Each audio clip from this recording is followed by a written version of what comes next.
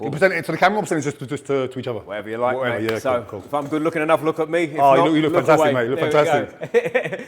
Boom, we're back. Squeeze the Neck podcast, and today we're Eastbourne, one of my old haunts with my new mate, also called Oli. I'm not going delirious and calling him the same name as me. Oli Thompson, thanks for doing this, mate. Lovely to meet you, mate. And we are, what is this place called? Next Generation? Next Generation Boxing and Fitness. Uh-huh. It used to be First Generation, Okay. which was a Jiu Jitsu club. Uh-huh. My best friend Oli Thompson, and this was his place before this, but he's obviously moved on a few times. It's a boxing gym now. I just recently started using it, and it's nice little place, private. Brilliant. And I'm grateful for your time because, as we said beforehand, you've got a fight in the next week or so, haven't you? So, like, Yeah, mate. Next weekend, 971 MMA in Dubai, Coca-Cola Arena. Big opponent, not big name, but a big frame, and a lot to gain. You know what I mean? So I'm taking all the risks. It's a gamble, and I'm betting on myself. That's it. That's what we like, mate. So we're getting, because you've done a lot of things. You're a two-sport professional athlete, and do you know what I mean? We've got lots to talk about. But take us back, mate. Where are you from originally? As far as my location, I started in Eastbourne. I've moved around, up north, Oxford, back round again. In terms of sports, obviously, my background, I played a lot of sports.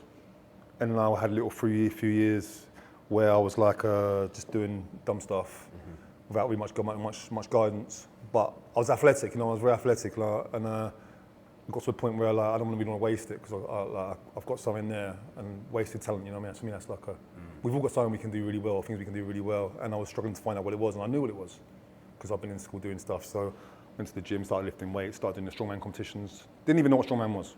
Right. The guys at the gym loved it, and they saw this young kid, he's pretty strong. I was like, strongman? What's strongman? Like, what, just guys just weightlifting? It's sort of.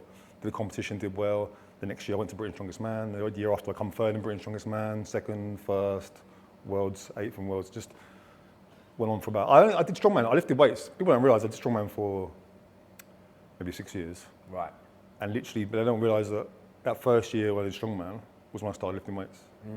That's mad, that, isn't it? Yeah, so it's not conspiracy because people don't perceive that. Like, most people lifted weights for 12 years or whatever, then started doing strongman. Yeah. Literally, I started lifting weights, and then 6 months later, I was in the strongman competitions. So it was a very short, what I look back as a big period of time, I think, geez, that was so short. Like, people were still getting stronger for like 10, 20 years. Like, I was like, I think like it's annoying really, because I think I was just touching on what I might have done. And what age are you at this point? I started at 21. So still a kid really in terms of lifting. I was definitely a kid. Yeah. I mean, some people are not kids at that, but I was a kid at 21 for sure. Was you? Yeah. Yeah. Was you a big lump from a kid? Was you always I was big and strong, but I wasn't massively heavy. Quite thick set. I got quite a big family. My dad and my brother were 6'5". So right. I'm the short one. You're the little one. Yeah, I got a brother my height as well, and a sister my height as well. So she's tall for a lady. Yeah, you know what I mean? And yeah, started doing the strong competitions and just progressing. I set myself a target. The moment I got into it, I was like, next year I'm going to do this. Next year I'm going to do that. So 1 year I'm going to qualify. Next year I'm going to make the final. Next year I'm going to come top 3. Next year I'm going to win. Next year I'm going to go to Worlds. Then I'm going to come top 3 in the Worlds. I'm going to win Worlds. And honestly, each year I was hitting it for about 4 years. And then I was a year ahead. In year 4, I went to the final, but I got top 3. And I was a year ahead. And I was like, I got a bit of leeway, but I don't want that leeway. I want to keep going now, and I want to win, be the best in the world. And I felt like I could be. I definitely could be. But it doesn't mean you necessarily will be. So I was very committed to it. But when I went to World's Strongest Man in 2008, I'd had a year out for a torn bicep. And I couldn't train properly quite how I wanted to train. Right. And I come home, I was disappointed. I didn't do very well in the Worlds.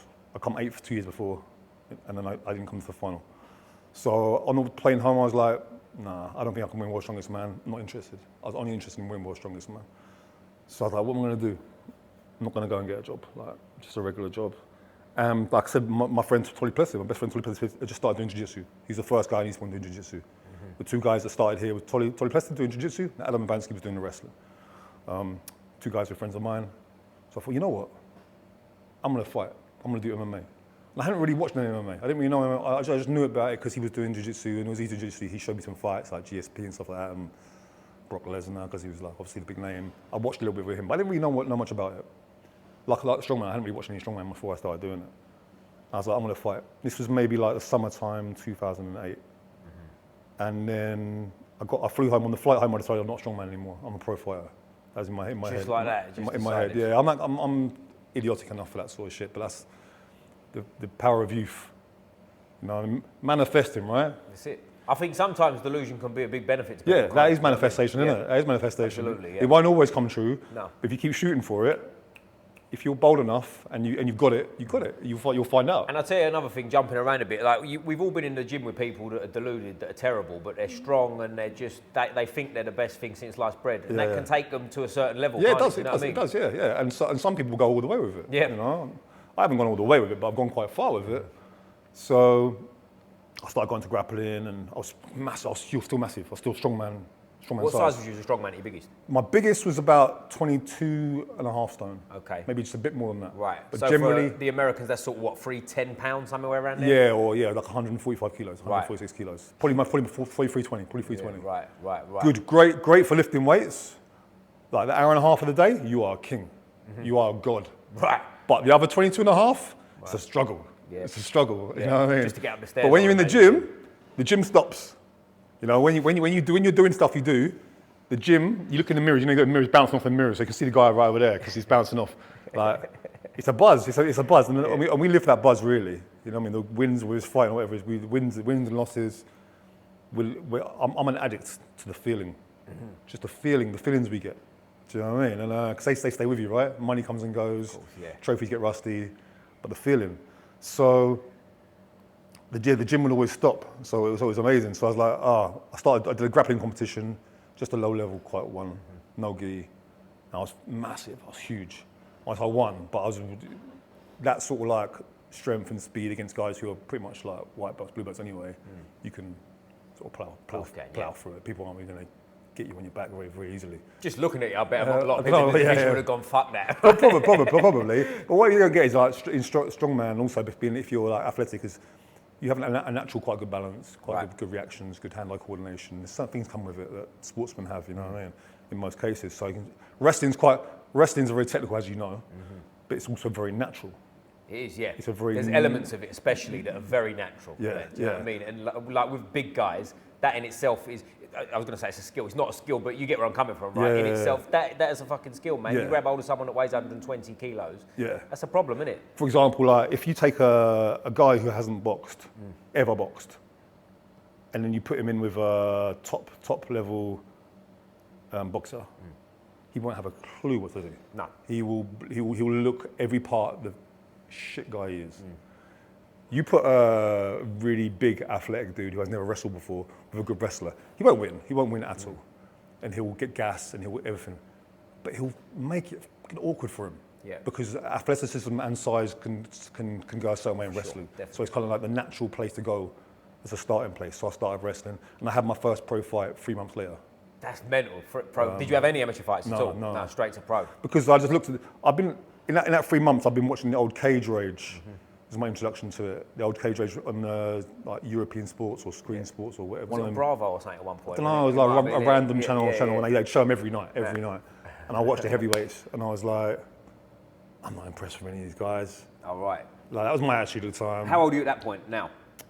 This is like still 28. Yeah, so still young man, relatively. Yeah, relatively. And I'm planning to get a fight. I want to fight as soon as possible. Any fight you offer me, I'm taking. Like, naively as well. Because I shall tell you a story about that as well in a minute, I'll get to that. So I'm training the end of the year, I'm watching his Cage Rage and I want to fight. I end up having my debut in January on the ZT's, the Sol Gilbert ZT show in Hove, against a guy called Ashley Pollard. I think he was like, had about 9 or 10 fights. He had like wins and losses, but he'd had a lot of fights. He'd been in there, he knew how it felt. But in that 3 months, a friend of a friend basically got offered a fight, Dave O'Donnell, on Ultimate Challenger, Ultimate Challenger at the time, offered me a fight. And I just said, yeah, of course, take it. Because I believed I could, don't matter. And I hurt my neck and I couldn't do it. So basically I wasn't gonna fight, I hurt my neck. Just pulled my neck a little bit in training. So I thought, you know what, no, I don't feel good.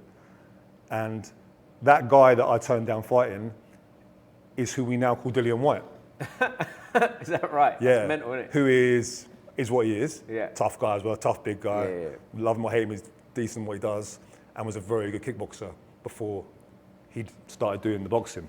He tried an MMA fight. He did fight. He fought some other dude, an old dude, well, probably not as old as I am now, but some old dude, and beat him up. It was like 6 seconds or something ridiculous. Yeah, some like big a really hook. quick fight. Yeah. And at that moment, I'm not that guy anymore. I feel I'm more mature in my thought process. that would have been the end of it. Dylan would have hurt me. And I probably wouldn't have wanted to do it. Do you know what I mean? Being real. Right. So it's a decision making how things turn out. Yeah. Dylan would have punched me up, kneed me up, and I'd have been like, I ain't that guy I thought I was. Right.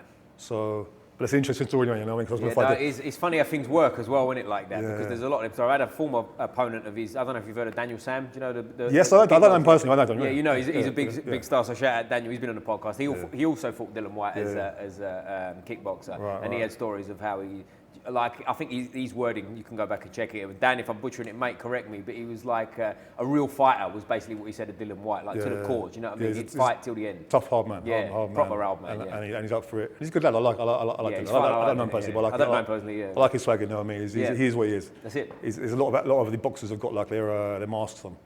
I don't think Dylan's ever got a mask on. I think this is me, take it or leave it type so I've got a lot of time for it, and I'm glad he didn't smash my face in at that point, because I wasn't even really that adept in takedowns yet either. So, and how much did you weigh at this point before you stepped I was probably still fairly heavy. I was probably still dropping down a little bit because of the conditioning training. Yeah. I was probably dropping below 140s. Right, but would you have had to make 120 for this, or was this a no? No, I wasn't agreeing to 120.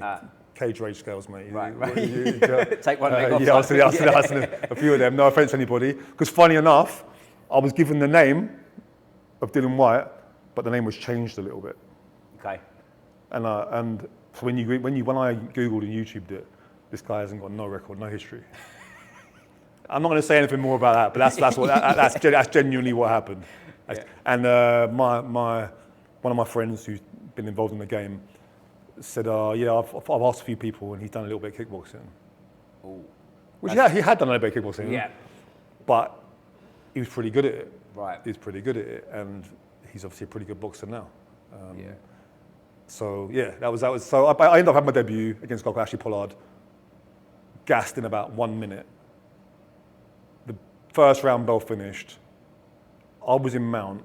He pushed me off of mount. The bell went. He got up. I couldn't even get up. I got up. Obviously, I'm like that because I'm like my shoulders were massive. Corner were like, hands up, hands up. I was like, they are up. That's as far as they go up now. And I was like, shit, I've got myself in deep here. But second round, I took him down. I'd learned one submission in training. I learned one submission, which was like, arm triangle choke. The only one that matters, guys, anyone who knows me. Arm triangle's the only one that matters. All right, well, I learned that one. So I took him down at the beginning of the second round, thank God.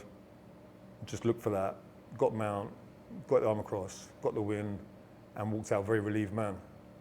And then I was a pro MMA fighter, undefeated, one win. I fought the same guy again next fight as well, because he wanted to, he wasn't happy losing to the strongman guy. He thought the strongman guy was gassed, which he was, and he could win, which he couldn't. And then next time I just smashed him, because I was getting better each time. Because you was a real fighter at this point. I was getting a bit more adept, a bit more. I knew what was required, first fight, I didn't know what was required to mentally to walk into the ring. And what I mean by that is, I wasn't scared of mine, to be honest with you. I've just been not in a bold way. That's not something. But I felt like I needed to be really pumped up. And anyone that's been in these fights for a few times knows emotions tire you out. So I got in there pumped up, and within a minute I was like, geez, this pump is pumping. And I was like, I need to be more chilled. And funny enough, I'll tell you through the story. So I won my first 3 fights, still working things out, quite in fast succession, each show, boom, every single show over Brighton that Sol was doing. My 4th opponent, I was like, I've got to learn to just chill a bit. So I changed my music, as you do, and I walked in I don't know, it was like relaxed. And then about 10 seconds into the fight, I was like, something doesn't feel right. Oh shit, I'm too chilled. And then he come in and he threw a jumping switch knee, busted my eye into a tennis ball like that. I was like, shit, chill doesn't work either. Nothing works. So after that, I was just like, this is tender. Like my eye was like that. Like referee could stop this, you know what I mean? With like that. So I just thought, you know what, everything to get takedown. No one's stopping me getting takedown. I'm too powerful. Got a takedown, beat him up, got the win. I was like, all right, not too chilled. And obviously fast forward from there, wins, opportunities. I did a tournament, one-night tournament after I'd been doing it for a year with top guys from the UK, Rob Broughton, Neil Wayne, James Thompson was in it, Tengiz, I don't remember these names. Of course, all them names, I remember all them names, I got to the final of this, but I'd got a concussion in the semi-final. So I was in the final against Rob Broughton. but I had a big lump on my head and a concussion because I got an illegal knee on the floor in the semi-final. Oof. And I went 3 rounds with Rob with a concussion in the final, him just pummeling my head in, but me just, I wasn't going to win the fight. And there were still 3 rounds. That's hard work, isn't it? Yeah, so I've done 3 fights that night. Yeah. Not all long. I got knocked out first one. Yep. But I just showed my grit. I know I wasn't going to win. I was slow. I couldn't react. But he was just pummeling my head in, and Rob couldn't get me out of there. Mm-hmm. And Rob went to the UFC after that. He won the tournament, won the 10 grand. But everyone in the crowd, even like Rob was with the Wall Slayer and stuff, and then my guys now. But at the time I didn't know them. Afterwards, they weren't even coming over to Rob. They were coming over to me like, shit. Like, what is wrong with you? Do you know what I mean? I was like, oh, enjoying it. I'm sore, but I was enjoying it. And what happened was, here's my number. Here's my number. You with your mentality, you're doing something. And I was like, oh, I'm flattered. You know what I mean? I got my first loss, but I'm flattered. Yeah. So I took the number of them boys. No names, and you know who you are. And then cracked on, got a couple of wins, and I put myself out there. I always put myself out there. See what. Like here, I messaged out the blue the owners of Wall Slayer. Said, hi, it's Oli, don't you remember me? I want to come up and spar all you guys you got. I don't know, Congo, Rampage, Bisping, anyone. I want to come up and spar. Get me come up and spar. So, yeah, okay, mate, yeah, come up. Someone up and had a camp going there, said, Mike doing his camp. I think Congo might have been over. Rob was there, Rob was in the UFC now. Obviously, me and Rob had respect from what we did together. And I went up and I brought up 3 or 4 of my guys, my teammates and stuff, and we stayed in the bunks there and trained for a week. Came back down again. And then soon after that, we got I got a call. Mike wanted me and one of my mates got there, and he was going to sort us about a bit of money to do some sparring. We did rounds with Bisping. Just chucking us a few quid to be up there, which was nice training anyway. Mm-hmm. And my mate, Kenny Moyston, he's one of my old striking coaches over Brighton, good guy. He was a freak talent. Never really pushed himself he's a coach now as a fighter, but we've all got that one guy we're like, wow, that guy can like, if he's on, like, I don't know how to get near to him. Do you know what I mean? No, that Thai guy that teeps and kicks and pushes and like, I don't even want to step forward because he was legit. So credit to Ken. But he come up and he was doing rounds with Mike.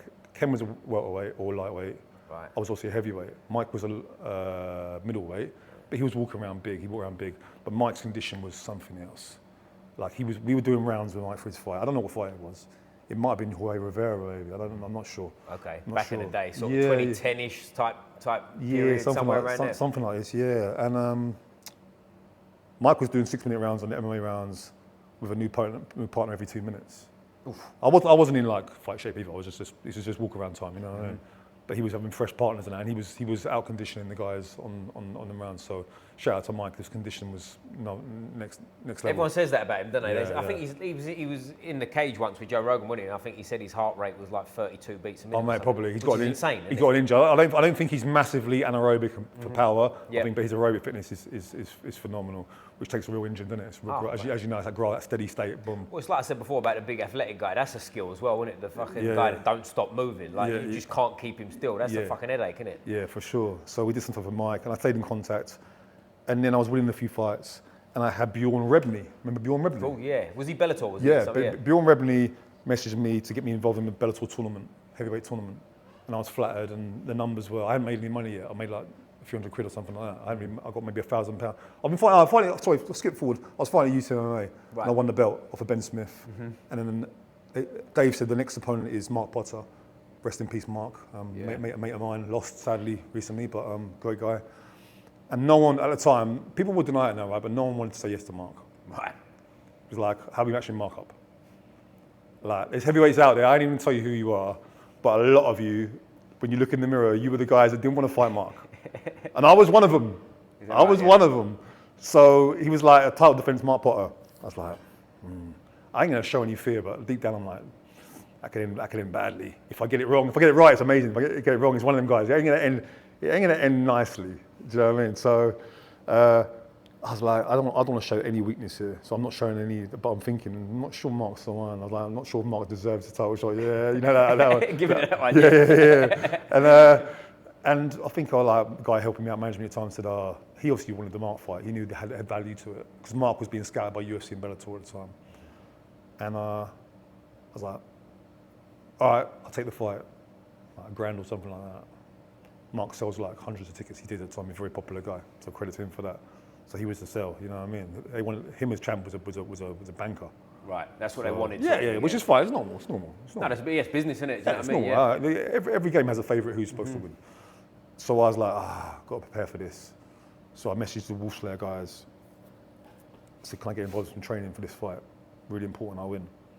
He's like, get your visa done, come to America next week.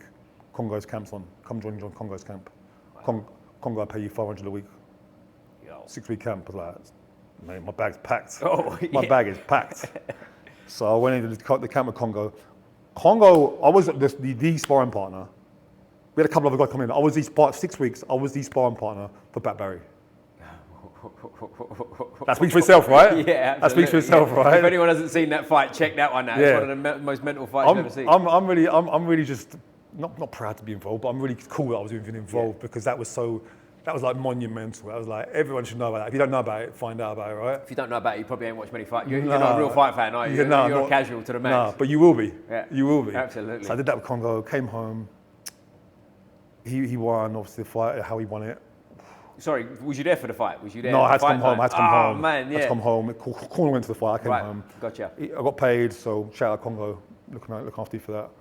And yeah, so I come home, I beat Mark cleanly, really clinical. Probably one of my best performances. Not because it's the best name, but just best as in the danger that was presented and how I went about it. It was perfect. It was perfect. And then Bjorn was on me. And Bjorn was messaging me. Bjorn's cool. Shout out to Bjorn, and apologies to Bjorn, I'll tell you why. Because Bjorn was shooting hard to get me involved. Every time I said, Bjorn, that sounds like a great offer, but this, but that, he was adding little bits on, we'll pay your visa, we'll pay this. Oh. Desperate. Really appreciate him. And I probably didn't handle it in the way that I'm happy about now. So it's quite a good chance actually for me to say that. Because I was in the headlights of like the big things. And I didn't have any money and I was told by another guy through the Wolf Slayer that UFC wanted to bump the offer or go slightly over it. And I was like, shit, like Bjorn's been so cool. UFC's the big dogs, aren't they? The ones. Yeah. And the thing is, you fight in the UFC, win or lose, you can still fight in Bellator. Right. Yep. You fight in Bellator, lose, you don't fight in UFC. Yep. Technically, most no, there's a lot to that. At that point, you can still come back. But it takes time. So I basically blanked Bjorn off and went with the UFC, and that wasn't cool. He deserved better than that. So Bjorn, you probably don't remember, probably nothing to you, but you know what I mean. For me, I ain't proud of that. But we're all human. Sometimes we chase the gold. Live and learn, right? Yeah. You know. But I never said that before, so I thought, it's a good chance for you to say it. Bjorn ain't watching our podcast anyway, but I've still said it, so I still said it. You know what I mean? It's good as humans, we talk about shit we should have done better. So I went to the UFC, first fight, Sean Jordan in Australia, went in training, went and stayed with James Tahuna, had a great time, 4 or 5 weeks out in Australia, Sydney, fought against Sean Jordan. Bearing in mind, I started to learn striking, basically like as in training it, like when I signed for the UFC. I hadn't done it, I just sparred and randomly hit a pad round here. That's fucking mental, isn't it? You've got to UFC, now I'm going to start learning how to strike. And I got to 3 months later, I'm in Australia with Sean Jordan, with my coach. What are you going to do for this fight? I'm going to box with him. Yeah. And we had a good box up. But he had a bit more than me. Yeah. He's southpaw, he's awkward. Sean was good. Sean was underrated. I'm very underrated. He was a freak guy as well, when he like little short, heavy guy that could flip. Probably could let himself get out of shape a little bit too much sometimes. Yeah, but he could still do backflips. Kick to the face. Athletic as hell. Yeah. But I think he probably lost control of his weight a little bit at one point. He got too big. It's my opinion. But that's normal. Yeah. But I like Sean, good guy. Talk to him occasionally, once in a while online and stuff. And he beat me, but it's a cool fight. Got a little mini bonus for it and that. And everyone loved it. First fight of the night, arena was dead. But the 3 or 4 people in the arena were loving it. Yeah, right. They were loving it. And we had a few high fives and we were brawling it out. I nearly got a really cool sub. That sub, I locked in a Kimura from standing position, dropped down for it. And his arm was like wanged up round behind his head. And I was thinking, 50 G's. And that slippery fucker just wriggled and fished his way out of it. As you know sometimes when you're a bit wet, you fish, you fucker. But still got a good roar out of the crowd. On the way back, I hadn't met Dana yet. On the way back at the airport, bashed up and stuff. but buzzing from the experience. Dana's at the airport. Go and see him. Hey, Dana. I thought he probably didn't remember my fight. Okay. Oli Thompson. He's like, hey, bro. I said, do you enjoy the fight? I goes, I fucking love the fight. And that's at that point in my time, that was huge. Just to hear that.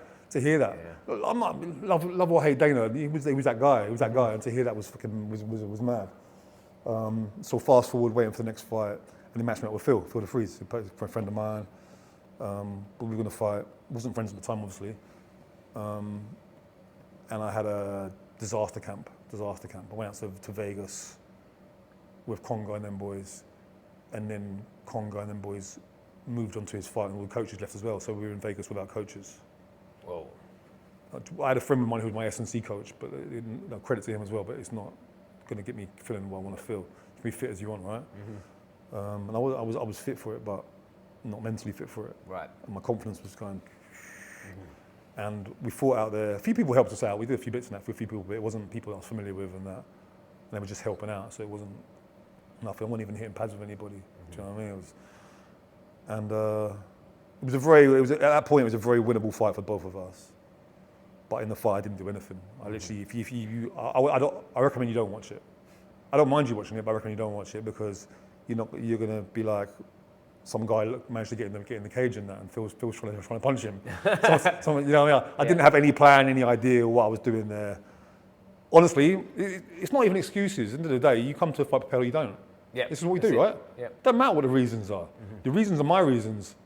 They don't matter to anyone else, but I'm just explaining them.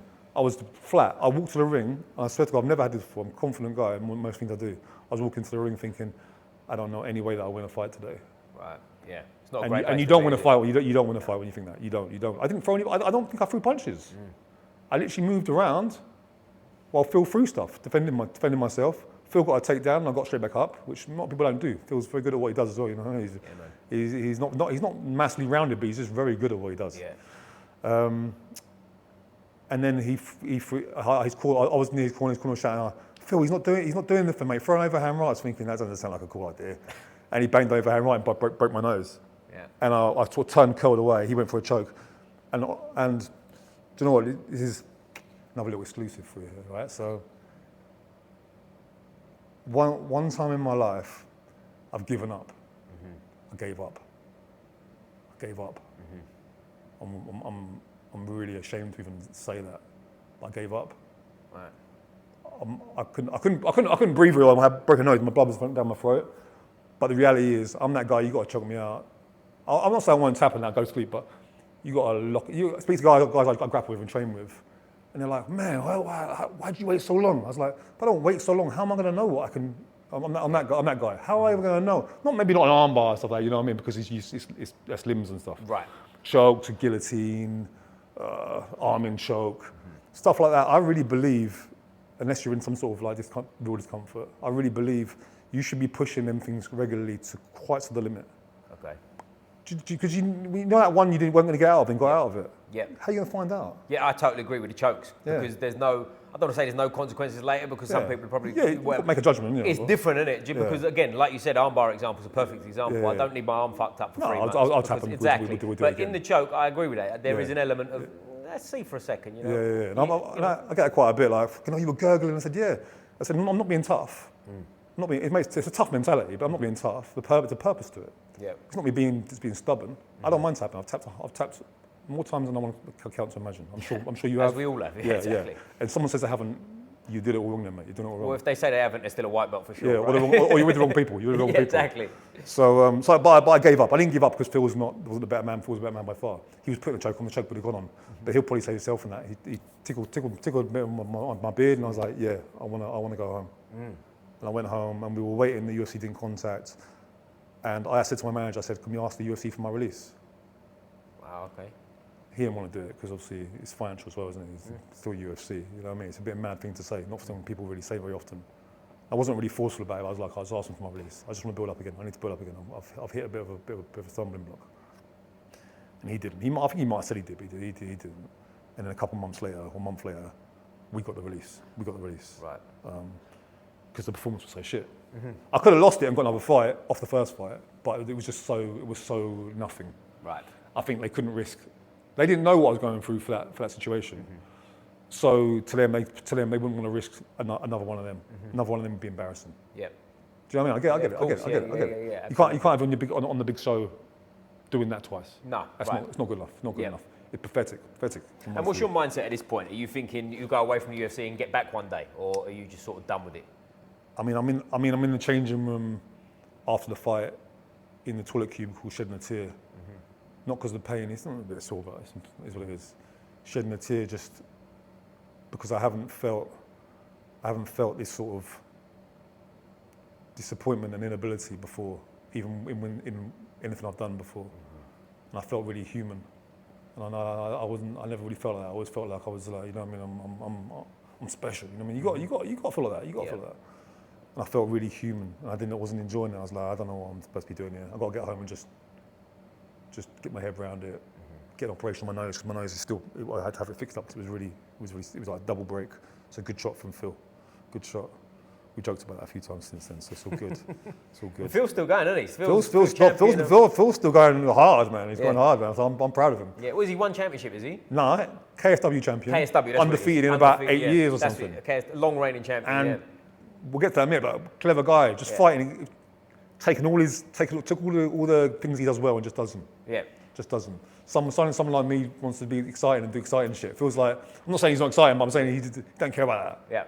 And you know what? Credit to him. Shout out Phil. Shout out Phil the Freeze. Yeah. Top boy. So yeah, we come back, started deciding what to do.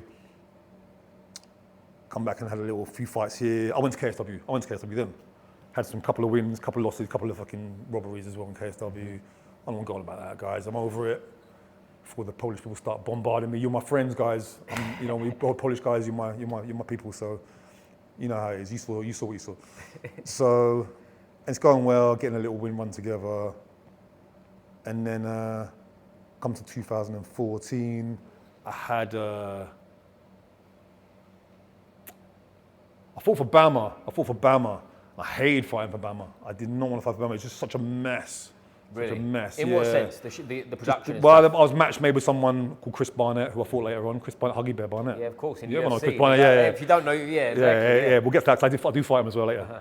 And it changed. It changed to some guy, and I was just, I don't know. I take responsibility still. It's always a fighter's responsibility. I wasn't motivated for it at all. And I lost to a jumping knee and a guillotine choke straight away. Main event at Bama. Like, I think, you know what, the problem was I was fighting because that's what I was doing. Right, okay. Just like a That's just what I was doing. Yeah, I was like turning up to work. Turning up to work. And then when I fought Pudzianowski after that KSW, after that fight, I just lost. And Pudzianowski didn't do anything to me. We fought 2 rounds, he wouldn't fight 3 rounds. He didn't do anything to me. We had one position where he took me down and he was in full guard with his head on my chest for 3.5 minutes. Like that. I was punching him, looking at the ref. No stand up. I'm not talking, you're my friends, man. You guys we're cool, but it's what happened. It happened. End of the fight, he's purple. I'm just like, and he gets the decision. And it's only 2 rounds, not 3. He went on do 2, yeah. He does 3 now, but he don't do 2. That's weird, that, isn't it? That's strange. Obviously, he does 3 now. He's doing 3 against Eddie Hall the other week. Yeah, that's right. I was at it for that, but we'll get to that. So I was on a 2-fight loss streak. I've got to find something to reinvent myself. I was still about contract with Bama. So I said, give me a light heavyweight fight, I want to try it. Just when something that inspires me to do something. And it did. It inspired me just to give me a goal, that weight cutting. And I love it. I love weight cutting because it's so hard. I love it. It's like military, isn't it? Like you get up in the morning, you've got a plan, a structure. I'm going to eat then, I'm going to train then. It's so hard. Like, I love it. I love it. I don't like doing it. I don't like doing it, but I love it. I miss it. Do you get what I understand that, yeah. There's a certain mentality that comes when you're feeling like that and you're empty. There's something inside, I think, that switches on with that. There's something to that. You know when a guy gets out of prison, he misses the life he had. Right. It wasn't that great. Yeah. But it was structured. Yeah. And I think, especially males, we crave like structure and goals. Yeah. That's when we're mentally at our best. So I was cutting weight. I made the weight. It was hard work, very hard work. Fought against a tough guy called Brett McDermott. I was supposed to win. I should have won. In actual fact, I don't know if it's a weight. I prepared well. It's not even an excuse or reason. To be honest, now I've never made one for that. It might have been the weight cut a little bit. I don't know, but I made the weight all right. But I was doing my thing, doing fine. I turned to a little drop, takedown. We both sort of separated. I jumped up and thought he was vulnerable. As I jumped forward, he just sort of like blindly threw a hook like that, clipped my chin, and he won. So that was like 3 loss streak. So I was like, I think it was like October, November 2014. I was like, you know what? I've got to step away and just evaluate what I'm doing. Mm-hmm. So didn't train from then through to the new year. Didn't train from then to February, roughly. Then about February, might be February, March, I get a message from a mate of mine, Ross Lawrence, and he said, we've got this offer for you to go and fight in Japan. I was like, you know what, I'm not really fighting anymore at the moment, but I want to go to Japan. What's the numbers? Terrible, small. Who are you fighting? Manoa Man, the pride guy, the ankle lock specialist. It's not a massive guy, but just really hard, like good ankle locks. And a show called IGF, Inoki Genome. I was like, you know what? I spoke to my coach, Tolly Plessis at the time, said, we've got like 3 weeks, I haven't been training. You're up for doing some leg lock defense. And we did 3 weeks leg lock defense. Didn't really do any conditioning, just did 3 weeks leg lock defense. And he's very good at stuff like that as well. Went out there to see Tokyo, loved Tokyo as well. And these are 2-round fights. This was just the way, that's what he do. Not because of what he wants, that's what he do. Yeah. Not like pushing. So for 2 rounds, I just kept him off, pushed him down, kept him in the guard, pushed him away. Every time he went for ankle lock, it's mechanical, isn't it? It's mechanical. That stuff works as long as you react the right way. Yeah. It's quite hard to get caught up in it. Mm-hmm. But if you catch you slipping for a minute and you're 1 step behind, you don't always catch up. So we were 1 step ahead and just controlled it, kept the pace really low, beat him up, well, just small, not like mashed him up, and won. And after the fight, I got my money. I got a couple of grand for Tokyo, but it was cool. I really loved Tokyo. Is this back at heavyweight? Is it? Yeah, it's open weight. Yeah. Open weight. Yeah, right. And then afterwards, I was a post on them. Was like, what's this post? And it was like different brackets. I said, oh yeah, because you're in a tournament. I was like, I didn't even know I was in a tournament. That's cool. That's cool. I didn't even ask. All right, so I'm through. Yeah. So I watched the rest of the fights. Chris Barnett was out there. Chris Huggy Bear Barnett, a big Brazilian, Fernando Rodriguez, and a big Swede called Joseph Ali Mohammed, who's retired now, but I feel he was legit. Yeah. A few other guys. So I threw to the semi-final. Chris Barnett won his fight with a cool spinning kick, as he does one of them sort of weird things he does. Beat a guy. So it was me and Chris in the semi-final.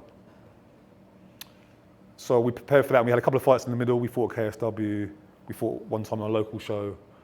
And we were 3-0 for the year. Bit of momentum, and I'm enjoying myself. Semi-final, Chris Barnett. Chris is getting a lot of hype, whilst I was sort of like not really hyped. I was just doing my thing. And I fought Chris, and I like Chris. Chris is my mate, but I schooled Chris. Right. I schooled Chris. Just made it simple, broke it down, kept to a strategy. Won on decision. He didn't really touch me. Beat him up in the clinch. None of that funky shit. So it only works if you stand still, right? Right. Lots of movement. And he's a short guy, right? He's like 5'8", 5'9". He was like 160 kilos at the time. Was he? Fucking hell. I actually think he was more dangerous at that weight than he was at 120. Mm-hmm. But no, I would say that because I fought him at that weight. So right. I'm promoting myself, and but I think he was. Yeah. He moved really well, and he was hard to move around. Uh-huh. Like I got to take down, keeping him down. What he would do, he had a thing he would do where, if you got him on his back, basically to get up, he'd turn away and give his back up because he was so big.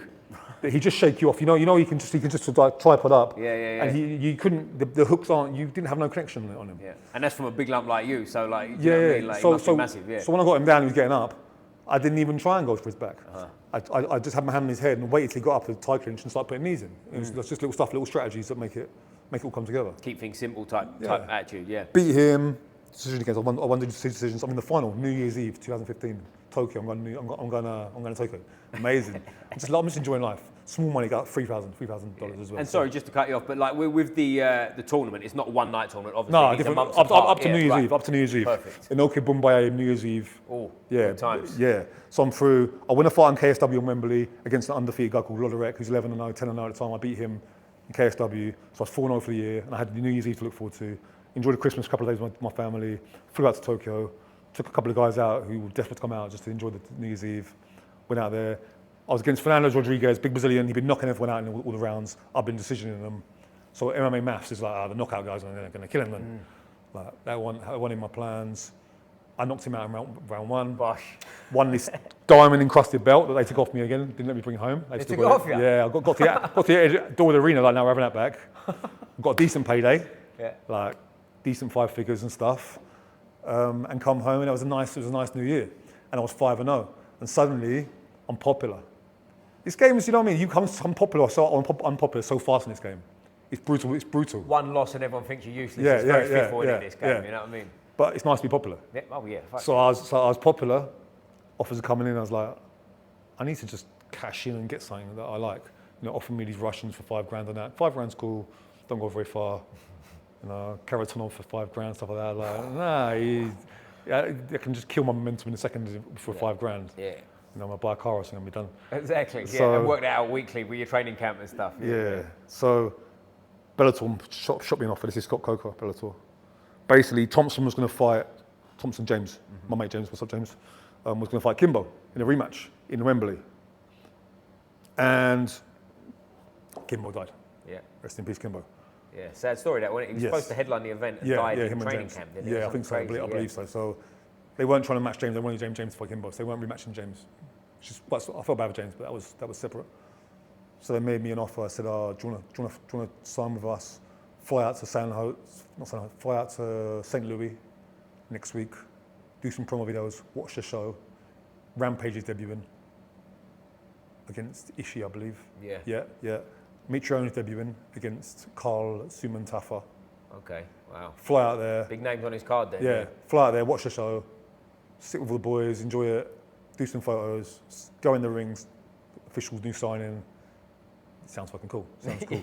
Decent numbers on the contract, 3 or 4 fights if you get the wins and stuff, and then see the results, see how Rampage does. Rampage is a friend of mine. We sparred a few times and stuff. We were cool. We're cool. We still punch each other in the face if you have to. You know, if you can get some money out of it. Much like Congo. Me and Congo have been friends and we've done a few camps together at this point. So Rampage won on the decision, I believe. And Matt Mitrione got a good knockout on Carl, but he took a big shot as well, and I thought he might be hurt. They said afterwards, he said, go in the ring and challenge Matt. We'll get you and Matt in 3 weeks in London. I'm thinking Matt looks like he's got a bit of concussion. I haven't been training. I've been just ticking over in 3 weeks. That wasn't really part of my. I would have bumped the figures up a little bit. I would have doubled that first fight figure up, but this was by July time. I'd run out of money from New Year's. So I was like, I do need to feed my family a little bit. So I fought Mitrione in 3 weeks after. Mitrione was obviously in fight shape, so he's in good shape. So I had to get it done. And we did it at Wembley. It was like MVP Cyborg, Paul Daly against somebody. Oh, was it that one, the MVP, when he broke his skull? Like legit broke his skull, didn't he? Yeah. So James Gallagher made his debut. A few cool fights and stuff. And yeah, I fought on that. It's cool to be involved and stuff. If you watch the fight, really cool fight, really a bit like the Jordan fight, but I'm better. In the end, I ended up getting like stoppage, TKO. I say it's KO, but if you see it, I wasn't hit really hard at the end, but I was exhausted. Mm-hmm. You know, when you're exhausted, I pretty much just collapsed. Yeah. Me and Matt talked very rarely, but occasionally now. He said I gave him hell, and he had to just get it done, and he did. Matt was a good athletic guy, and he was cool. He was his best at the time as well. And I gave him a hell of a fight. So I was like, Bellator going to be really happy with that. They got their bucks worth there, you know what I mean, out of me for 3 weeks preparation. I went out there and just gave it, banged, landed some good shots. Matt's got a good chin. So then after that, they kept me on the shelf for 8 months. Fully exclusive. And then they come in, and I've told this story a few times. I don't know if you've heard about it or not. They come in, and my manager at the time said, Bellator want you to fight in March. So I've been on this almost 3/4 of a year on the shelf, out of money again. So I've got much choice in what I'm going to do. I said, all right, cool. Yeah, I want to fight. I'm ready to fight. Let's go. Who? This is before the new year. For a March fight in San Jose, Czech Congo. There's a few things I'm thinking here, right? So number one in MMA terms, I've just signed a deal. I'm not the best paid guy in the company. I've got a deal, and you throw me in with Mitrione and Congo, pretty much two of your. Like, you ain't investing in me here. I'm helping you out here. But you know what I mean? Yeah, they're not looking after you with them, are they? Like, guys were going to Bellator then and getting like 2 or 3 little puddings. You know what I mean? Yeah. Just get them things going. They did not so much now. It's finished now, but yeah. I was getting Congo and Mitrione. Whatever you think about them, they're fucking legit. God, fuck yeah. Do you know what I mean? Mate. Number 2, Congo's my friend. Yeah. Congo is a good friend of mine. Spent time with him in different countries, different cities. Spent time together. We're tight. We sparred. We're good. We talk to each other. And this is unfortunately where our friendship ended. Really? Yeah, it's been ended since. But it's actually misunderstanding on, well, we were both played. Yeah, I see it clearly now. And when I tell you it, you're going to be like, yeah, I know that one. So my manager said, oh, it's Congo. I said, nah, I'm not interested in Congo. I said, good fight, cool fight. I want good fights, but I'm not interested in Congo. Congo's my boy, I want Congo to win, and I want to win myself. I want both of them. You know, that's just normal sort of stuff. I said, oh, I'll tell him. So he come back later on and he goes, Congo signed. Congo signed. Me and Congo don't want to fight each other. Congo signed. And it plays on your male ego and your emotion a little bit. You see where I'm going, yeah. Of course, yeah. That old trick, yeah. All right, I'll fight Congo then. So Congo probably had the same conversation. Yeah, they told him Oli signed, didn't they? Yeah. And when males were fighters, that's what we do. Should have picked the phone up and gone, yo, Congo, what's happening? I know. Or he should have as well. Yeah. Or he should as well. That's honestly what happened. We took it. We didn't talk in the preparation. We got to San Jose. I was in physical. I was in amazing shape. I was like, I had endurance. I could like fight hard for days and days. So went out there, got to some press events. Oh, there's Congo.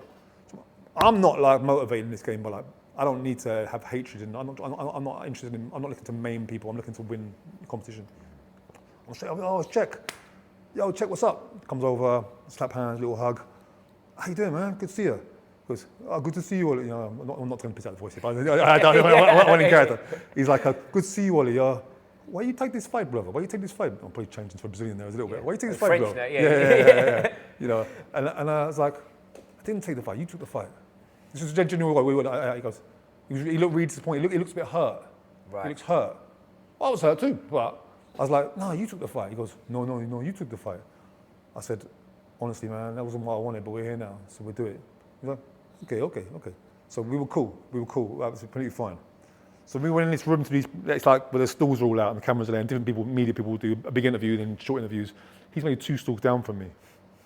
So I'm still talking about him cool. Yeah, Congo's cool, we trained together, but it's just how it's ended up now. I don't know how it's ended up, but we ended up fighting each other.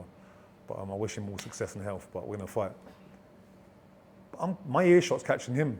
He ain't playing that game. Oh, really? Nah. He's giving it. I want to fuck him up, taking this fucking fight, it's this motherfucker. I'm all right, because I know he's been in the game a long time. He could be just playing the game. Yeah. I'm cool with it, that's fine. Yeah, you play a character, There's all characters in this game, you know what I mean? It makes it more fun. No one wants to see us two just like high five and chat to each other in the ring, you know what I mean? Not during the fight, definitely. No. So I had in my contract for this fight that this was Mitrione Fedor main event. Right. And for some reason, in my contract was like, you are also backup for Mitrione Fedor. Any problems for either of them? And I had terms written out as well. My money was tripling if I stepped in. But I thought it won't happen. Right? Yeah. My money was tripling, getting towards 6 figures. It was for that. I was like, oh, I wouldn't mind that happening. Yeah, you almost hope one of them trips over. Yeah. I'll take that. But it's so random. So I'm fighting Congo. Congo's giving me shit all week after that. He's like face-offs and that. He's fucking doesn't seem to like me very much anymore. I don't know. Which is a shame because I really like him. He's a really cool, good, nice guy. Looks after me. I was cool with him. I helped him out. But it was what it was. Sometimes like friendships are like that. Sometimes I'm still good for him. You know what I mean? Mm-hmm. We're good. So morning of the fight, we go to breakfast. Me and one of my coaches, and Paul Hennessy, who was my manager at the time, he said, Oli, I need to speak to you. Just you. Like, coach can't come anything, just you. So, okay. Shit, doesn't sound good. Sat with him. He said, this is fight morning of the fight. Mitrione's got kidney stones, bladder stones, whatever it was. He's out. What? No, like, I know what that means. I wasn't even thinking about money at the time. I was thinking Fedor. Like, if I could just put my fist in Fedor's face a couple of times, that'd be fucking epic. I was like, so what's happening then? He can't fight? He goes, no, he's not fighting. I said, what's happening then? He said, they want you to fight Fedor, main event. Yo.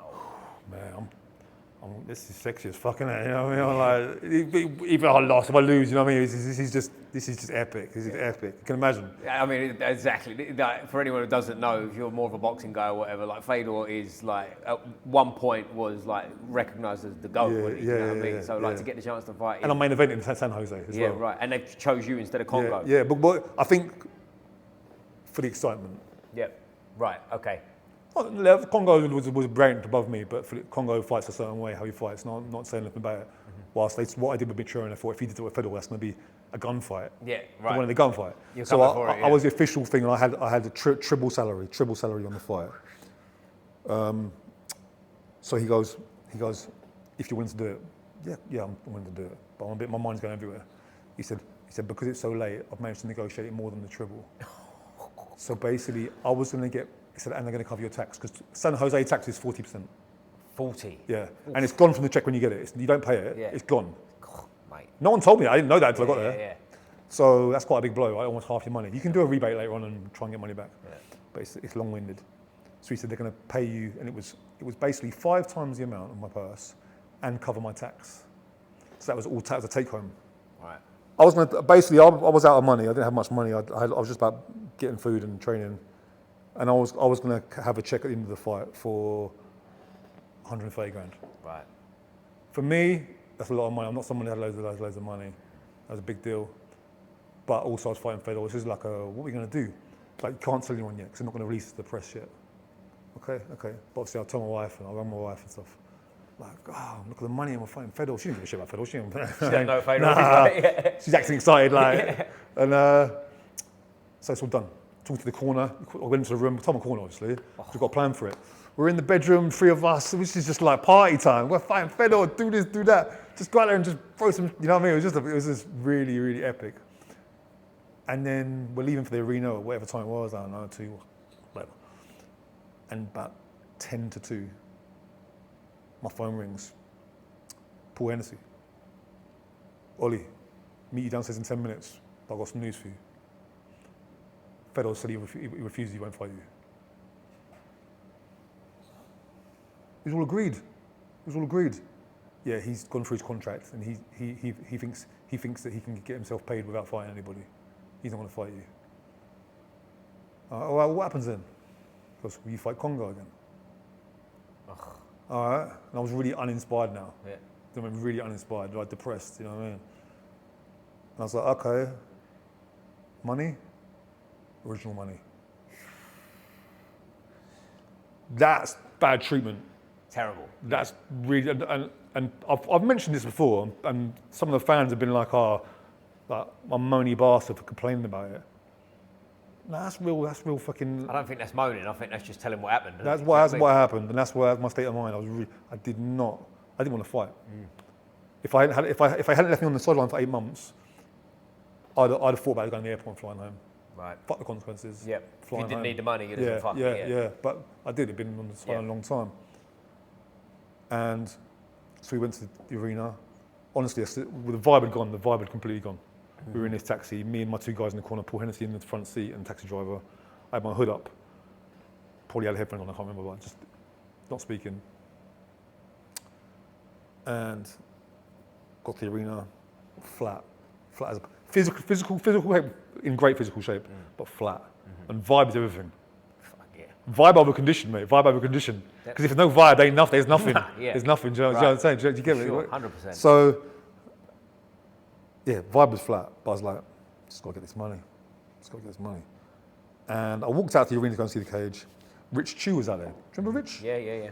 Asian guy, Asian American guy. He was a matchmaker. And me and Rich had been really cool after I fought Mitchell. And sorry to cut in there, but is Bellator similar to UFC in terms of you get a wins half your pay and all that business? I wasn't on a win bonus. You wasn't on it, okay. And I understand what that means now. Yeah. I understand what that means now. They don't want you being motivated to win. Yeah. You're not there to win. Yeah. But I didn't know that. Yeah. I took better figures. Yeah. Bellator will pay you better figures. But win bonuses are for people that want to win. Right. Incentivization. All right. But anyway, I signed it. Yeah. And that was enough for me. I should have negotiated a bit harder, but I wanted money. And I walked past Rich Chu. Oli. I said, hey Rich. He goes, what's up, bro? You excited to fight? Fight soon. I was like, no, I don't want to fight tonight. Oof. I don't want to fight. I said, but don't worry, I'm a reliable guy. I don't let people down. He's like, what's going on, bro? I'm pissed off now. I'm like, nah, no, what's going on, bro? You guys have fucking treated me like shit today. Absolutely horrendous. You could have not even mentioned it to me. You could have left me as I was. You could have told me I was fighting for 10 minutes before the fight. I'd have thought it'd been fine. You didn't have to tell me. And I was like, nah, bro. Nah, bro. No, what? You've done this. Did it. Annoyed me. Fucked him off into the changing room. Got ready for the fight. Tried to get myself as much as I could into a vibe. I had a vibe. It was fake. It was a fake vibe. Vibes have got to be real, right? Vibes have got to be real. You can't fake the vibe. You can't fake the vibe. You know, don't you? The people around you might not know. If you know, you know. I'm trying to. These guys are out helping me as well. I don't want to make them feel like I'm not committed to this. They're committed to it. I've got to be committed to it. You know what I mean? Coaches in MMA are some of the most unrewarded guys on the planet, financially and just in terms of credibility. So I want to acknowledge that. You know what I mean, as much as possible. And we went out and fought Congo. Fellow came in our changing room actually after the fight. Did he? Yeah. Whoa. He was cool. I got a picture with him. I was mad about it, but I wasn't really mad at him. If he found a way he can get paid without fighting, I'd rather get paid to not fight. Right. Well, moral of the story is Fedor pulled out of a fight because he didn't want to fight you. I'll take that. Yeah, I take that. And we got a famous picture of him, right? So after the fight, I'm in my pants, just my pants, actual pants, tiny little pants. He comes in innocently, just say hello, being respectful. And for some, I don't know why, I said, get a picture, and it's on my Instagram and that. So I'm standing right next to him. He's standing like that in his Russia tracksuit. I've got my hand on his head, on his bald head like that. I'm standing like that. We've got a picture of Fedor. It's iconic. It is iconic. Yeah. You'll have to send that. We'll post that. I will. It's a great picture. But he was cool. I get it. It's business. He could take his money, put $1 million, and fight again a month later, which he did. And for him, I'm assuming, like, I don't know what he's earned in his career, but I'm assuming, like, his life ain't affected by not taking a fight. No. Do you know what I'm saying? And he can do what he wants. Profit and loss. Yeah. He's fighting fighting a young in fight terms, hungry Oli Thompson. Yeah. Who, if he beats him, no one really cares that much. Yeah. If he loses, I look really good. So the scales will outweigh. And if he doesn't take the fight, other than the people that talk about it, no one's going to remember him. Oh, Bellator never even mentioned that happened. That's what I'm saying. Bellator didn't mention any of this. They've not told the story once. Convenient that one. Yeah, left it all out. So went and fought. I fought Congo. I started really well, right? I come out in about 30 seconds, I caught him with a hook in his legs. Boom. I just sort of didn't jump on him. Right. And then through the Pat Barry fight. Maybe, yeah, exactly. Well, maybe. But when I watched it back afterwards, I was like, oh shit. Yeah. I had him hurt. Like, I know I can strike with Congo. I strike with Congo in training enough times. I can do most things with Congo, but he's very efficient at what he does, and he's good at what he does. He's a better fighter than I am. So, but it doesn't mean it's still winnable. It's a winnable fight. And but as the fight went on, I don't know, the environment was just wearing on me. Not physically, I had energy. If you watch, I was still fighting hard, but I was just getting taken down so easily, flopping to the floor, fighting my way up, taking elbows, going down, trying to get up again. Got to the end of the fight, and he obviously was a unanimous winner for sure. Maybe some 10-8 now, I don't know. Beat me up, but I still fought to the end. I still had fitness left. But would you have 3 rounds or 5? Three. Three. I thought that at the end of the fight, me and Czech would be like, cool, do you know what I mean? Did our thing, beat you up, done. Czech ain't want nothing to do with it.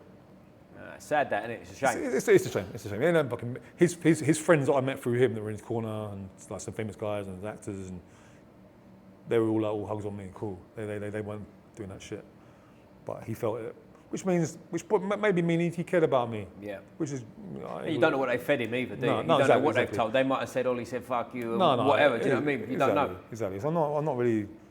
I made a few jokes about him at the time just to make myself feel better, but. Yeah. He's what he is. He's a legend. He's a legend. And a good guy. Yeah. And a good guy. So I got home and I was like, got paid and stuff, which was just in the day I'm a family man, I'm trying to look after my family. And I thought, you know what, I'm looking forward to the Bellator releasing the information so they know what happened to me and why, and give me a nice fight now. And then nothing. And what they did is they didn't talk about this situation for about 3 months at all. Anything, until Fedor come and fought Mitrione again when they were healthy.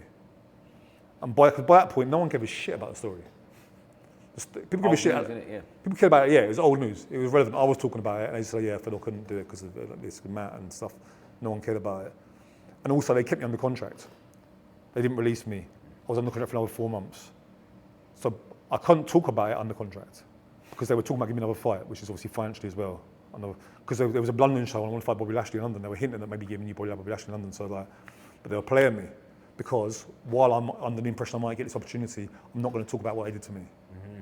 And by the time they released me 4 months later anyway, no one cared that the story was irrelevant. That's it, yeah. The story was irrelevant. So that was Bellator. And since then, I've been pretty much freelancing it. At that point there, it was a shift in my career as far as I became a businessman away from MMA. And MMA is what I've done alongside my business. Mm-hmm. Before that, I was a fighter, and I had a few businesses that I was doing, supplementing that. Mm-hmm. But I'm now focusing on where I'm at my age and life, and up to where I am now. Mm-hmm. I had some cool fights. I got some big wins, big knockouts. Yeah. Fuck the wrestling off for a little bit and just started banging people for a bit. It's fun, but I should be wrestling a bit more, mate. Start khabibing people, mate. I can do it, but it's addictive. Just watching people float to the floors. Of course it is. But how old are you now? 45. 45, yeah. You look great. I mean, other than the grey flex in your beard, you could pass for a man a lot younger, couldn't you? Do you know what I'm saying? I appreciate it, mate. Yeah, but like at 45, you can't fight at 70, right? Like, have you got a sort of a timeline in mind, or are you just winging it? I want to just, as long as I can do it, I'm going to go in there one day, win or lose. I'm going to go in there one day and think, you know what? After the fight, it just wasn't functioning. That just weren't working. I can still go to with all the pros, all the pro boxers from the pro boxing gym. I can still go to the track with them now, and I win the race. I win the races. Yeah. Even if I don't very often, I can. I can still go and do that. So my body will tell me. It's not the numbers. The number's just the number on it. And I want to do stuff people say you can't do. That's like exciting to me. Yeah. Do you know what I mean? I don't want to be. I sometimes bump into someone in the street, Oli, and I don't recognise who this is. It's Dave from school. I'm like, shit, Dave from school looks 60. Yeah, right. No disrespect to him, I made that name up as well, but yeah. Do you know what I mean? I want to try and lead the way a little bit, and I'm enjoying myself. I had some cool experiences like Poland and Russia. Knocked out Olenek in Russia. I'll tell you a little story on that if you want. Yeah, mate, definitely. So got offered the Russia fight, Olenek. He just came out of the UFC, in Russia. And sorry, just for anyone who doesn't know, Olenek, this is the guy who got someone with the Ezekiel choke whilst being mounted, right? Yes, so a few times. He drops down into the mount. It's his thing, He's got very long arms and stuff, and he was very credible guy. Yeah. Credible guy. He's had like 50 on fights as well, he's been fighting forever. A proper fighter. Yeah. So they offered me him in Russia, took it on less money to try and open the door up for Russia. Went over there, I arranged a corner man. Got our visas because it's hard to get to Russia at the moment. Let's go via Turkey or Azerbaijan. When was this? What time frame are we talking? This is maybe a year and a half. Right, so war's on and it's like a difficult thing. Yeah. You have to get a visa stuff and it's difficult. And basically, my corner man didn't show up for the flights. I knew he wasn't, but just before, I couldn't get anyone else because of the visa. Right. So it's like, what are you going to do? Like, Russia, what are you going to do? What am I going to do? I'm going to be there on my own. So. Fucking mad story, isn't it? This is so I went out there to Russia on my own, and they knew I was on my own. So at these press conferences and stuff. Not Olenek. Olenek was cool. He's a gentleman, but he's a bit older. Some of the younger fighters and that, they knew I was on my own. They were trying to bully me a little bit. Just playing around and play wrestle. Are you on your own? But I know, bullying's bullying. You know what I mean? I know how it is. Like just not even bullying, pressing. Do you know what I mean? Yeah, teasing it. Yeah, trying to press me a bit. He's a little boy's on his own. We can do what we want with him, with the mates and that. I got names of people doing it, but it's over now. So they were doing that, and I'm trying to show off to Alexi. Like, look, Alexi, look, Oli, playing wrestle. And I was like, I don't back down in these situations. I'm out of my depth here, but I'm gonna make out I'm not. I'm playing around. I did a few things back to them and that, just show them I'm there. But I was like. Yeah, it's a hard situation because Russia, you can't really pop off and start chinning people, can you? You don't know what's going to happen. I can't do anything. I'm powerless. I'm powerless. But I'm not going to let them know I feel that way. I still want to implicate that I could be a threat. I'm no threat. I'm not going to do anything. I'm going to hide somewhere. You know what I mean? You don't need a Russian bootleg, do you? I thought about getting my hotel room, taking my money and going to a different hotel because they come take my money off me. You know what I mean? Oh yeah. What am I going to do? Yeah, we can do. Yeah. So. I basically some friends. I managed to connect with some people out there who do my corner for me. And Gore Aziz with his gym out there, and the guys out there, appreciate you. I went to the gym and met them, and Max, who used to train my friend Oli out in Thailand, so they're going to come and do my corner for me. help me out. So I said, yeah, come to my corner. I said, what do you need? I said, just bring my water in between rounds. That's the main thing I need. Just so happens they had heat with Olenek. They used to be teammates together. Yeah, right. So it worked out really well. So, man, on my own, going to the hotel on my own. I love it on my own. I love it. I absolutely love it. Even in England, I love it. Just, I'm at peace. No, some people hate it. I love it. Some people need everybody around them. I like having my coaches around, but I don't like them around all fight week. Sometimes I want to piss off a little bit as well. Yeah. Wow. That's just my personality. I don't tend to piss off because they're cool guys. They're my friends. You just want them to. My friends, I just deep down, resentment inside me. Exactly. Yes. Future coaches of Oli, so now you know the score. When I look at you like, so I've got Shane next week. Looking forward to it, mate. And so got to the fight, and basically, I'm hitting him. I'm thinking he's gonna go in a minute. I watched his fight. I had never watched him fight before. I was in UAE commentating UAE Warriors 2 weeks before. And we finished the show and we were in the bar having a beer, a burger. I was like, I'm fighting this guy Lennox in a few weeks. The guys that were working there and sitting there. I said, I don't know much about him. I know I've looked at his record, lots of fights. I said, let's look at his last fight. So I put his last fight on an iPad in the bar. It was against Latifi. Latifi's last fight in the UFC. He went the distance, but he can't take Latifi down. Latifi's quite strong, quite good wrestler. Another one is about 5'8", and you crazy. can't put him down, can't choke him very easily. And Latifi just rode it out and got through to it. And I watched the fight. I don't know what I thought. You know what? I'm fighting him now. I don't know whatever I'm going to get. Maybe I shouldn't watch it, but I watched it. And I'm not saying this to down talk a legend. I watched the fight and I was drooling afterwards. Oh, was you? Okay. Yeah, I was like, Jesus, this is like man-made for me. You know, sometimes someone, even a good person, is like, that ain't gonna work on me. Yeah. This is slow motion shit. I'm like fast twitch. This ain't gonna work on me. I was like, wow, Jesus, I'm getting paid for this. It's in Russia, it's just difficult. So we went out, fight started, clipping him, moving around, clipping him. He tried to get taken down the wall, pushed him off, changed level a little bit, boom, overhand right. I look up, I can just see him floating. And I'm like, he's gone. And there's a few fan pictures of him like that. And the arena was silent. So I just sat down. In the arena and just enjoyed it. And I was at peace with the world. It was beautiful. Like, if I could sell that in a bottle, I would sell that where that stuff would be. I wouldn't even sell it. I'd keep it. Keep it for yourself. Yeah.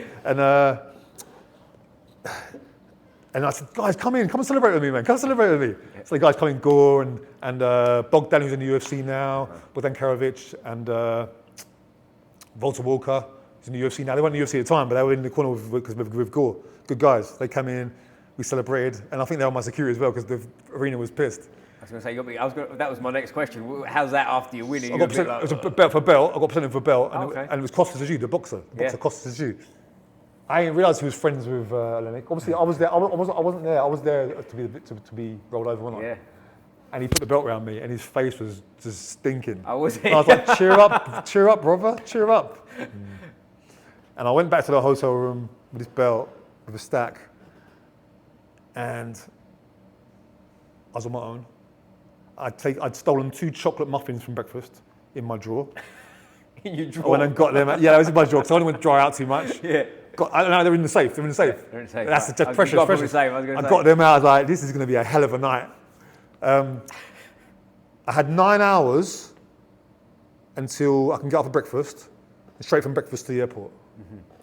So for 9 hours, I was buzzing. I couldn't sleep, and I couldn't talk to anyone. My phone was in Russia. I couldn't talk to anybody. Right. Okay. So I knew everyone knew I won. So I sat on my bed in my pants for 9 hours. Common theme, you're in your pants a lot. This is what I do. So I sat there for 9 hours in my pants, bit of a little sweat on still, not talking to anyone, talking to myself. I talk to myself quite a lot. And it was one of the best 9 hours of my life I've ever had. Just sat there, just pure, genuine, just satisfaction. Wow. On my own, did it on my own, did it. And I'm going to go home and, like I say, it's something real. That's what we're hunting. Always hunting that. That's like powerful. Just when I didn't need pats on the back. Yeah. I didn't need anything.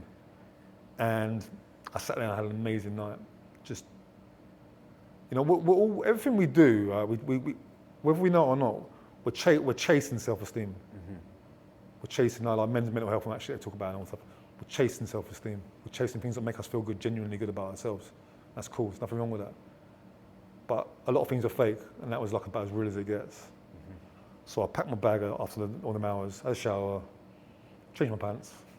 I'm glad that was my question. Yeah, I changed them once on the trip. Put on my new victory pants, and I went to breakfast. The story's not over yet. It's still it gets a bit more epic. Right. Went to breakfast with my suitcase. Sat at breakfast on my own, as I did the whole time. And just eating away. Great breakfast I had there as well. Right, so I'm feasting. And I see in the corner of my eye, the lifts are like in the corridor down there. Like 4 or 5 of these Chechen guys. They're the guys that were bullying me. Well, no, it sounds fucking pussy. They were the guys who were just trying to press me. Being cunts, basically, pressing me, yeah. The main guy come up. He was walking towards me. I'm seeing. I'm feeling good. Puts a hand on my shoulder. I said, all right, bro. He said, hello, bro. I stood up. He went, bro, you fucking gangster. What the fuck? Yeah. And each one of them hugged me. Is that right? Wow. And I thought, that's legit. That's brilliant. That's legit. That was like full circle. Yeah. I took it. It wasn't no problem. No issue. Whatever. You know, you shouldn't have been fucking me in the first place. But regardless, like, I won. Mm-hmm. Not just one with Lennox. I won more than one battle. Yep. More than one battle.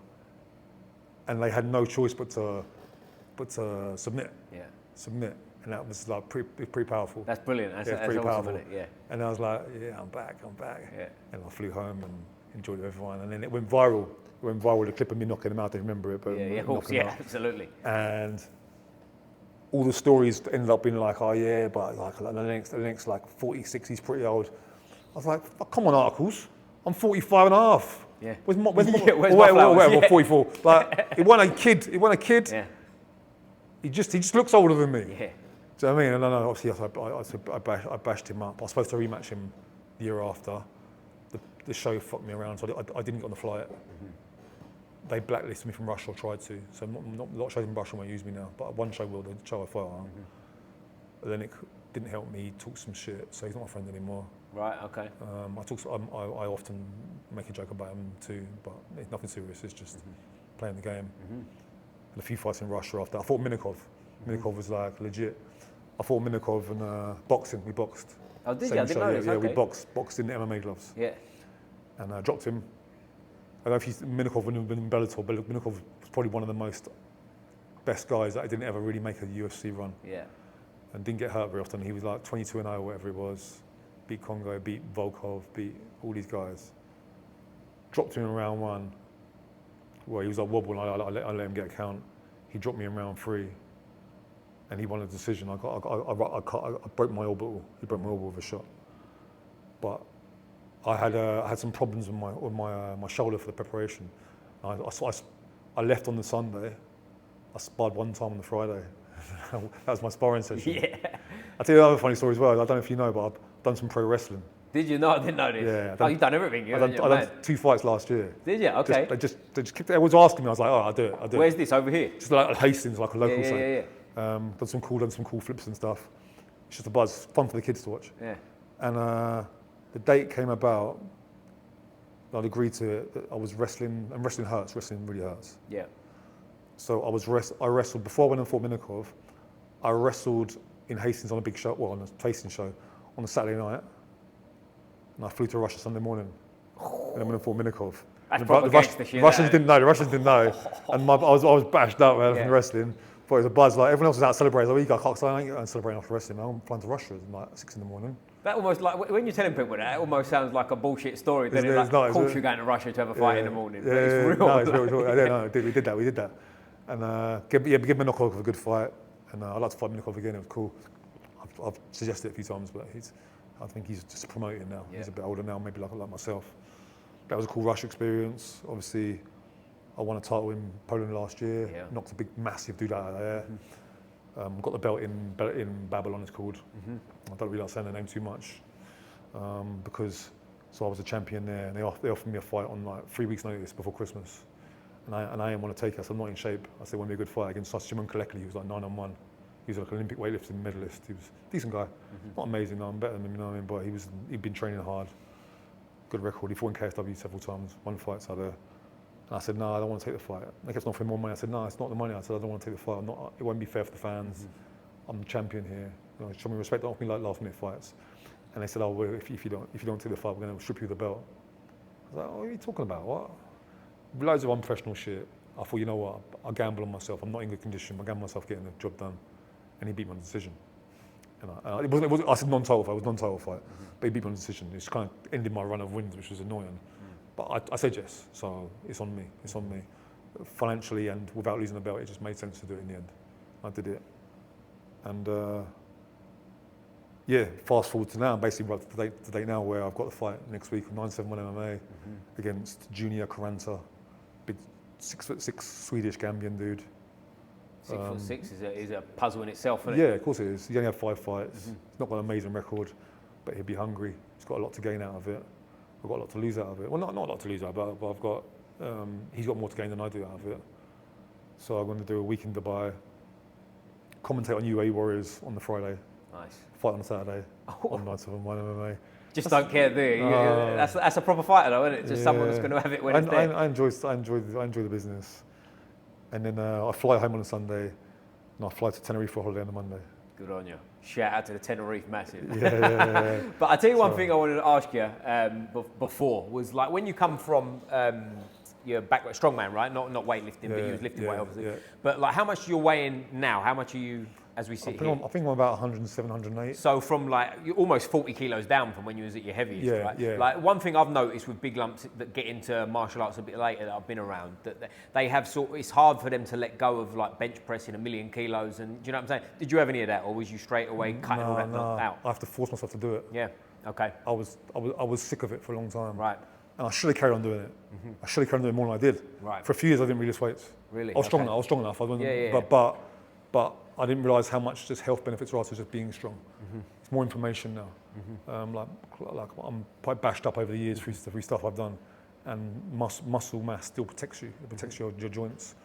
So I'm kind of on a bit of a mission now to try and get as strong as I can now. I'm not strong on the big picture of things. I'm probably, people will laugh and say, "Oh yeah, you're strong compared to all of us." Yeah. I'm all right. Yeah. I'm all right. I'm nothing insane in terms of strength. I have got power. I can move things fast. I can explode and jump and throw a decent cross. And, you know what I mean? But it does get harder. It does get harder when you get into your 40s. Does it? Yeah. Just because, not to perform, it gets harder to keep repetition going as many times as you would on different things, but still recover to do it again. So you like train smarter, not so harder. I don't train. My training regime is so much more minimal. Any shit I can trim, I've trimmed. Yeah. I do what I need to do. I've got my strength and condition. I do basics of stuff like the bike, the rower, on a certain routine for certain weeks, and changes. I can come in and do bag work. I've got a certain routine I do on the bags. I get with my coach and we go through a certain strategy for a fight. I go and grapple. I don't grapple hundreds of times a month now because it starts aggravating me. I do enough where I can grapple with good guys, hold my own, wrestle well still. Yeah, just doing enough. Well, it's interesting you say that, and people come to that realization, I think, well, not all people, some people come to it too late, don't they, that you crashed your body as you was younger. But the reality is, if you're fighting for 3 5-minute rounds or 5 5-minute rounds, there's not a lot of sense close to the fight to be sparring 10 rounds, is there? Do you know what I mean? A lot of people do it, but... That was the old school thing we were doing, wasn't it? We were doing it and we more realised. is more type thing, but at the same time, aside from just the injury side of things, it's the pace is different, right? If you're fighting 3 5s for sure, and you're sparring 10, you've got to pace that different, don't you? You can't, it don't make sense. You want the quality, not the quantity. And also just in general, a lot of people say this, but I don't spar very much. Like, really? It's in actual full sparring. I don't spar very much. Even when I am sparring, in my head, I'm still doing a technical spar. Right. I might be sparring someone who thinks it's a spar, but I'm doing a technical spar. And I think when you get to a certain level, you can do that. Yeah. So I mean, if me and you might be doing a round, and you're just thinking we're doing a round, but my idea is, how many times can I get off this or that, or how many entrants to a single can I get on them? Yeah. And I don't want you to know about it because I want to. Otherwise, you're just going to deal with that. Yeah. but setting myself little goals and going through it, and get to the point when you're sort of mature and experienced enough that if you're sparring in a way that I don't like, not stopping you like a dick, you know what I mean? Yeah. Like, I'm not doing that today. Just if you're legit, you get it. Yeah.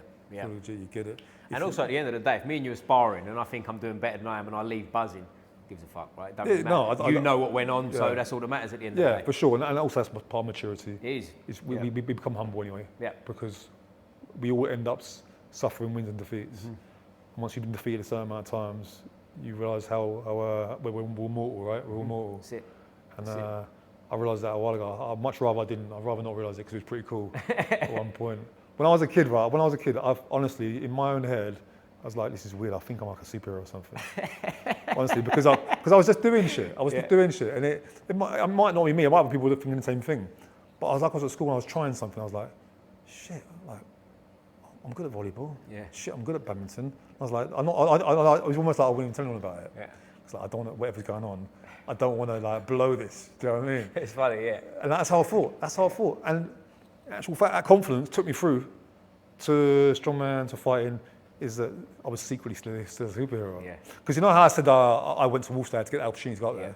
When I did strongman, right? So I come top 5 at Britain's Strongest Man, always went to World's Strongest Man. Top 5 went to Worlds. Right, okay. So the year I come through and I was a year ahead and I finished third, no one thought I'd get to the final. It was a big shock. I almost won it, but I messed up one of the events. I come third. They didn't invite 5 to Worlds. They said, we're not inviting you to Worlds. We're only bringing 2 Brits. I was like, can 5 always go? I was like, I spoke to the boss. I said, look, I was young relatively. Strongman usually in the 30s and stuff most of the time. I said, look, I want to do international competitions. Just get me something. He goes, we got a competition in a month, whatever, in Moscow, in Russia, before the war, so you can go out there easier. He said, but it's full up. Well, the budget's done, it's full up. And I said, like 12 competitors. And I said to him, make it 13, flights and stuff. I've got it covered. I paid my own and went out and did it. I didn't do very well, but I just went out and did it in Russia. But the reason I'm sort of saying that is more for like younger athletes and people on the bottom of the climbing a ladder or whatever you're doing. It's what's about betting on yourself. I think it's massive. It's massive, bet on yourself. And even if you come up a little bit short, you've elevated, you're still elevated. Yeah, man. Do you know what I mean? Absolutely. I think there's a lot that goes into trying as well. Do you know what I mean? Like people that really try. There's honour in that, isn't there? Do you know what I mean? Like then someone who sort of sits there and gives it like, oh, he's shit, he's there, I could have done it. He didn't do nothing. Do you know what I mean? I think that someone who tried and failed, to me, and everyone's got their different opinions. It's a beautiful thing, exactly. You should be trying. Do you know what I mean? No one cares if you, I mean, people do care, but the people that are relevant don't care that you lose. Do you know what I'm saying? Yeah, for sure. It's a big thing. I'll tell you one point before I forget. I wanted to think because we mentioned him before. Mutual opponent in Pudzianowski is Eddie Hall's fighting now. Right? I was out there. He was there. That's what I wanted to bring back up. Yeah. So good story. So me and Eddie didn't cross paths in Strongman. He come in just after I left. And obviously he wants to do really well. He's a big celebrity now, very famous. And he came in at great times. He's come in social media time. Yep. He came in during the Instagram. So people know who he is. And he's done really well off it. Obviously he's legit as well. He lifted a lot of big weights, as we know. 500 kilo deadlift, World Strongest Man title, blah, blah, blah, blah, blah. He went further than I ever did. He kind of did my path, but did more. Whilst I come out when I was not believing in it anymore. So me and Eddie have had a few chats about a few things before. It's online, not met before, because we were going to fight in Qatar, and his show never materialised. I don't know if you know about that, but it's basically a big fake show. They were going to pay for 20 million and stuff like that. And right, okay. Fake shit. One of them, yeah. We're sort of hoping it might come off. You know, we all thought it's bullshit, but we'll just go along with it. And it didn't come off. So I messaged Eddie comment on social media saying, look, good to meet up and do some work together. And thousands of comments, and he messaged me and said, yeah, that'd be good, mate. So it's cool because we got a lot in common. And that mutual respect for what you've been through. You know, when you've been, like a fight, after a fight, when you've been through something, you kind of have that. No matter how much I hate you, if we've been through something, I'm like, I respect that. So, forgot about 2 years ago, that Qatar thing, come about now, and he's fighting Pudzianowski. I didn't think that fight would come off. I didn't think they could make it. They made it. I thought, wow, that's cool. Good on Eddie. All the comments were like flooded with my Polish brothers, and they're all like, oh, Eddie's screwed, Pudzianowski. I was like, he's up against it. But he's not screwed. Pudzianowski doesn't do much. He's not. I'm not even being a dick about it. I'm not. He's not. Regardless of what you think about me, take that out. He's not very good. He's not very good. He's getting up there in age himself as well. Yeah, and he wasn't very good. He wasn't very good in the first place. He wasn't very good at fighting. Not very good at fighting. That's amazing strongman, changed the game, but not very good at fighting. He's all right, but not very good at fighting. Like Eddie's got a chance. Eddie's younger, Eddie's stronger, bigger, and he's got more to gain out of it. So I went and sparred with Eddie before the fight, about a month before the fight. I went up there. It was cool to meet him. Went and met him Renegade Gym. Shout out Renegade, thanks for having us. All the boys in there training, good Birmingham, guys. Leon Edwards trains there. Leon and everyone. And I got a hotel. My daughter came with me just because she was off the weekend. Because Eddie's like a TikTok celebrity now. So the kids are like, wow. My daughter was like, wanted me. Eddie's like, yeah, come up here, so you can film for me. So did some rounds with Eddie. Good dudes and that. Did some work with him, little rounds, some grappling, big gloves, some striking. It's cool. And I was like, you know what? He's still raw, but he's an athlete, and he's better than he should be. He's better than you think he will be. Is that right? Yeah. Yeah, and that was my feeling of it. I don't blow smoke up his asses. I was like, Eddie, I said, "You doing all right then, mate? I think you're doing all right then, mate." He did do all right, and then he was like, "Oh, you should come to the fight." I was like, "I would do, mate, but I've got a busy schedule now. I said, you know, just on a budget, trying to sort things out. I'm buying a new property and blah blah blah blah." He's like, "If you want to come out, I'll bring you out." I was like, "Oh, sounds good. I'll drop you a message later on." And he sent me some flights in the hotel. Cool. Went out there. I don't know anyone. He's always his family and his friends and stuff out there. And I went and stood in the crowd with him and chatted to him and stayed in the hotel on my own. But like on my own, as I said, went to the fight. And I was buzzing when he was bashing him up. I was buzzing, and I got it done. I wasn't. The crowd was shocked. I wasn't shocked. I was surprised. Yeah. Because the experience, you know, like how you feel in there. You've got to go for it or not go for it. Eddie went for it. He went for it. If you were it comes to a certain point where size just changes things. Yeah. It changes things, and it can nullify some stuff. And that big hungry guy is a weapon, you know. He's a problem for anybody. It ain't no fun having Eddie Hall running at you throwing punches. It ain't no fun for any. Even if he just runs straight at you without punches, you've got to know a certain amount to be able to survive, haven't you? Do you know what I mean? No matter how good you are, I'm not saying that Alexander Usyk wouldn't box him up. I'm not saying that Cormier wouldn't throw him around. I'm not saying that, but he will still be whether it's 10 seconds or a minute, he's going to be horrible. He's going to be a pretty horrible little. And the bigger people get, skills aside, the risk of injury gets higher, doesn't it? Like you're saying, like even if he's just spazzing out, there's a good chance he pops your knee, pops your back. Like Tasmanian devil spins, like the arms out. And that's going to go a long way. And Eddie Hall's someone I've got tremendous respect for because he comes in the category of like what we was talking about earlier, of someone who backs himself to the max. Yeah, for sure. And he's very honest about things. He said about Francis Ngannou, I'm not fighting him. Do you know what I mean? Simple as that. Everyone respects that. Everyone respects that. And I was very surprised when he lost. Sorry, when he beat Pudzianowski. I thought he was going to lose comfortable. When I first saw it announced, I was like, that's a bad fight for Eddie. But again, backs himself and gets in there and does it. So he got done. All the fans that have been like, he's in trouble, they went pretty quiet. But I wasn't surprised. Yeah. And I have this back and forth with a lot of, I've got a really good relationship with the Polish fans because I've been over there, fought over there like 7 or 8 times. Yeah. And I get a lot of shit from them as well, from some of them. But a lot of praise from a lot of them as well. Yeah. And we don't always agree on everything, but it's all in good spirits for me anyway. Yeah. So I was like, I'm not surprised at all. I'd said it and they were pissed off. And then they were moaning about like a back of the head shot and all this stuff like that. The reality is, right, Pudzian's been getting away with these little things for a long time. No one minds too much. Right. Suddenly he gets a shot that he thought was back of the head and suddenly it's a massive... And it's a fight at the end of the day, isn't it? These things happen. Yeah, it's all very fast paced. Hey. You know, I had them positions as well where I've got you in side control, I'm punching, you turn your head and you take one in the back of the head and they're like, if I keep punching you there, but I've got an allowance of, that's a defence, isn't it? Yeah, that's absolutely. That's a defence. I think it should be legal anyway, but that's a different argument. Yeah, but it's not at the moment. So, but now it was a buzz going on Eddie and me and Eddie pals now. Where was the fight? Was it in Poland? Yeah. Gliwice, somewhere in Poland. I'm probably saying completely wrong, but it's spelled Gliwice. Yeah. Gliwice, I say something like that. So it's cool, and I think Eddie's going to fight again. I sort of networked a bit in Poland. Nice. Spoke to the KSW guys and that, about maybe doing something over there. No, but I'm on a clock and now I'm only going to do stuff. I've got like, I don't know how many times I'll do it, but I want to do stuff that I like, one fight at a time. So there's possibilities from that. But it was nice to see. It was nice to be in the crowd watching Eddie fight. That's cool. I had that really tall dude from Reacher, the Dutch guy. Okay. Do you know the Jack Reacher series? No, I don't know that. I know the series. I haven't watched it. Yeah, I know the series. There's an even bigger guy who's 7 foot tall. He's called the Dutch Giant. So a nice guy. Oh, I know the Dutch Giant. I've seen pictures of Eddie Hall with him, right? Yeah, he was behind me in the crowd now. So he's like, oh right, yeah. Like he was about there. Yeah. Well, I thought it was a Photoshop photo next to Eddie Hall because he's fucking ridiculously big, isn't he? And nice people with family and stuff. It's good to be part of it.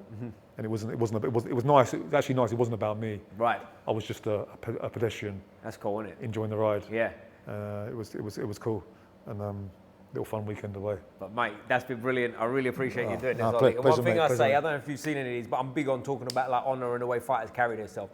I'm not saying it here because I'm with you, but it's the truth.